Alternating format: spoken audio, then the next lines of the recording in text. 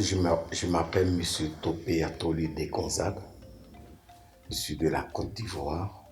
Aujourd'hui, je vis en Belgique. J'étais venu ici en 2001. J'étais venu en mission avec l'ambassadrice de la Côte d'Ivoire en Belgique. Quand il y a eu la guerre en 2002 en Côte d'Ivoire, l'ambassadrice voulait nous faire retourner. Nous avons pris un avocat. C'était pas normal de retourner dans un pays où il y a la guerre. J'ai suivi la procédure. Je suis allé au commissariat des réfugiés à Bruxelles. Je sais que je ne suis pas la seule personne qui a été abusée des ambassadeurs ou bien des ambassadrices. Quand tu travailles pour eux, tu n'as pas de congé, tu travailles comme un domestique, voilà, c'est un truc comme ça. Et on a essayé de parler avec cette dame. Ben, elle nous avait arraché nos passeports. Et là, on avait les preuves qui prouvaient qu'on était venu pour travailler. Moi, j'ai demandé l'asile politique. Et quand ils m'ont donné une carte d'accès, une carte provisoire, et j'étais la première personne qui a inauguré le centre des Natois. Je suis rentré là-bas le 6, si j'ai la bonne mémoire. C'était en 2006.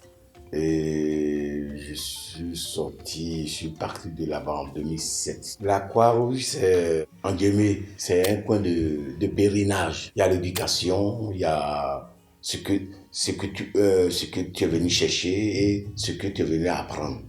Moi, de mon côté, bon, j'ai laissé ma famille. Je suis venu en mission, je suis venu travailler. Hein? Entre ce qui se passe et ce que tu es. Parce que tu n'as plus ce que tu avais avant. Donc, la Croix-Rouge, on vous donne la possibilité d'aller à l'école, d'aller apprendre des trucs et puis être intégré, quoi. Avant de venir, j'ai travaillé dans une chaîne intercontinentale à Abidjan. Quand j'étais à Natois, j'ai beaucoup aidé le cuisinier qui me faisait à manger. Je lui donnais un coup de main et puis bon, voilà. Le centre des Natois vraiment m'a beaucoup manqué. De temps en temps, quand j'ai le temps, je passe là-bas pour voir les mamies, les papis, les amis, tout ça. J'ai beaucoup aimé Natois parce que toutes les activités dans le village, j'étais toujours impliqué, positif, pas négatif. Les gens disent que non, on ne veut pas les étrangers qui viennent, il y a toujours la bagarre, c'est l'éducation. Ça dépend des gens qui viennent dans les centres. J'ai beaucoup sensibilisé à mes compatriotes. J'ai dit ici, vous êtes dans un coin comme si vous étiez dans un coin pèlerinage où vous devez beaucoup apprendre parce que au centre, il y avait des petits boulots, les petits contrats là. Matin, tu te lèves à 5 heures, tu nettoies l'escalier, voilà. Comme ça, une semaine, tu as tes petits sous, tu peux aller au magasin pour acheter, voilà. C'est là commence ton départ, tu vois. Mais il ne faut pas rester uniquement au centre pour qu'on puisse te donner positif ou bien négatif. Il faut aller vers les gens. Et maintenant, quand tu reçois la carte positive, là, on te ouvre un peu la porte, tu te dépends de toi-même. Deux fois, c'était un peu lent. La procédure, il faut attendre. Quand je suis sorti du centre, j'ai essayé de trouver un appartement. C'était dur, c'était un peu pénible, c'était dur. Dieu merci, j'avais eu un studio à Champion. Et c'est là a commencé mon histoire.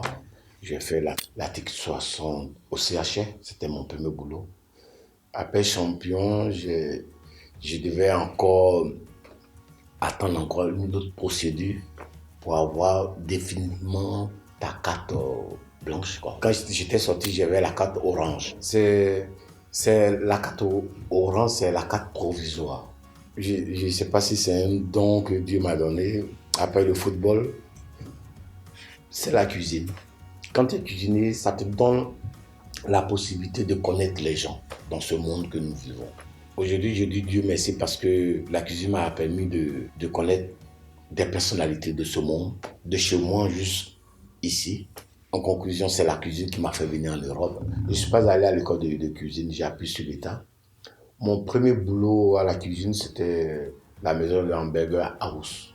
Après ça, il faut aller dans les grandes institutions, au niveau des restaurants, au niveau des hôtels, tout ça là.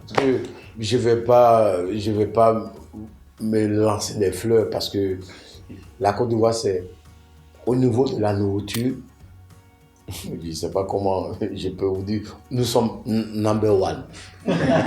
Si vous avez des amis africains ou bien un Africain, un Européen qui est allé en Côte d'Ivoire, qui connaît bien la Côte d'Ivoire, vraiment, il parle, il n'a pas envie de revenir, quoi, parce que il y a tout là-bas. Il y a la mer, il y a la lagune, il y a tout. Au niveau de la nourriture, on est au top. Voilà.